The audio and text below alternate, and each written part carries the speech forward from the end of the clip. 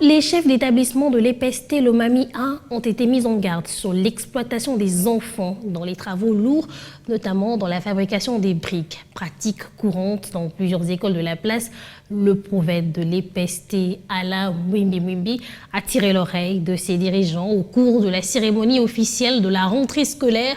Le patron de l'EPST, qui s'est dit résolument engagé à pérenniser les acquis de la gratuité de l'enseignement, promet de combattre les antivaleurs qui rongent le secteur éducatif dans son entité. Un reportage de Sylvain Fizé-Moukadi. Placé sous les thèmes consolidation et pérennisation de la gratuité de l'enseignement primaire ainsi que la lutte contre les antivaleurs, l'année scolaire 2022-2023 dans la province éducationnelle de l'EPST Lomami 1 a été lancée à Kamende, chef-lieu du territoire de Kabinda, par l'administrateur du territoire. Occasion pour lui de sensibiliser les parents à envoyer leurs enfants, filles ou garçons, à l'école.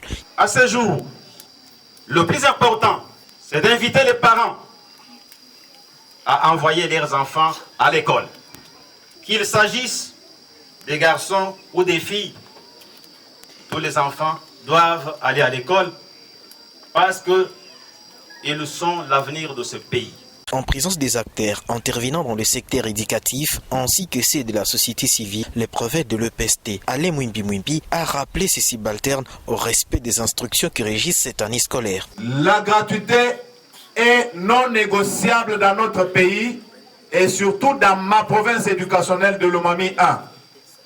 À cela, j'interpelle et j'en appelle à la conscience de tout le monde. Nous avons beaucoup d'antivaleurs qui ont élu domicile dans notre entité et surtout ici à Kamende dans la sous-division de Kabinda 3. Ensemble, comme un seul homme tel que je l'ai dit, nous devons tous les combattre. Cette année, dans notre province éducationnelle, nous allons l'appeler année de tolérance zéro aux antivaleurs. Face à l'exploitation des enfants dans les travaux lourds, dans certaines écoles de l'intérieur, le prophète d'Ala Mwimbi avertit. Plus question d'utiliser les enfants aux travaux champêtres. Cette semaine, c'est pour le directeur. L'autre semaine, c'est pour l'enseignant de 6e. Fini ces pratiques-là. Ce sont des antivaleurs.